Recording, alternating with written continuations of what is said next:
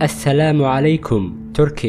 Turkiga waa dal ku yaala labada qaarad ee Yurub iyo Aasiya, laakiin inta badan dhulka waddanka Turkiga waxa uu ku yaalaa qaaradda Aasiya, halka qayb yar oo ka mid ah dalka Turkiga ay dhacdo qaaradda Yurub. Turkiga waxa uu leeyahay soo jiidasho taariikheed, waxaa ku yaala qasriyo aad u qurux badan, magaalooyin dhulka hoostiisa ku yaala, iyo taalooyin qadiimi ah oo aad u badan. Dalka wuxuu leeyahay dhaqan firfircoon iyo dad soo dhaweynta ku fiican, waxaana soo maray dalkan ilbaxnimooyin kala duwan.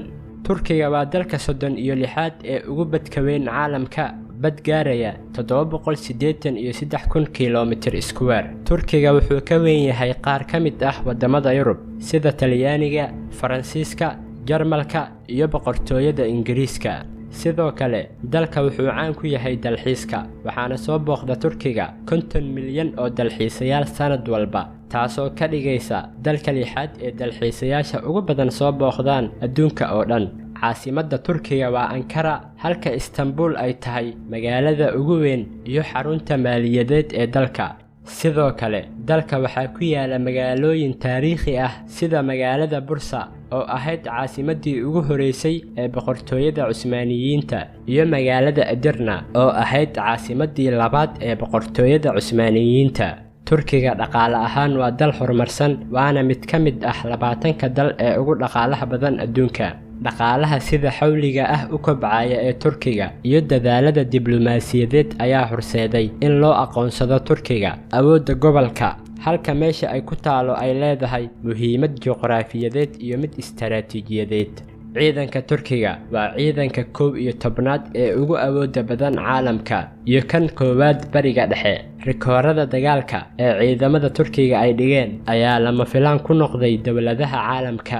diyaaradaha aan duuliyaha lahayn ee dul heehaabaya hawada Suuriya, maraakiibta ciidamada badda ee xeebaha Liibiya, la taliyayaasha militariga Turkiga oo garab istaagan dowladda Liibiya, uu caalamka aqoonsan yahay cutubyada commandoska buuraha ee ka howlgala waqooyiga Ciraaq, iyo saraakiisha Turkiga ee ku sugan Qatar iyo Soomaaliya. dhammaan howlgalladan ay Turkiga ka wado daafaha caalamka waxay muujinayaan in Turkiga ay ku socoto wadadii ay ku noqon lahayd quwad caalami ah.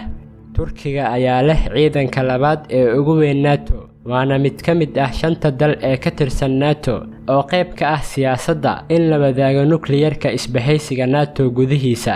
waxayna kala yihiin 5taas dal: Belgiumka, Jarmalka, Talyaaniga, Netherland iyo Turkiga. wadar ahaan waa 90 bambooyin nukliyar ah. 40 ka mid ah bambooyinka nukliyarka waxaa loo qoondeeyay inay adeegsadaan ciidanka cirka ee Turkiga haddii ay dhacdo isku dhac nukliyar. laakiin inay Turkiga adeegsato hubka nukliyarka dalkeeda yaala wuxuu u baahan yahay ogolaanshaha NATO.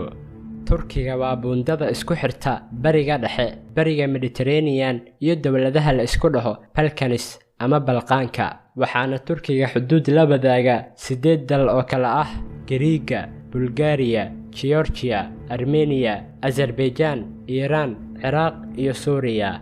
dhaqaalaha Turkiga waxaa laf-dhabar u ah warshadeynta qalabyada guryaha, elektarooniga, dharka, sifeynta saliidda, badeecooyinka kiimikada, cuntada, macdanta, dhismaha, bangiyada iyo warshadaha mashiinka soo saara.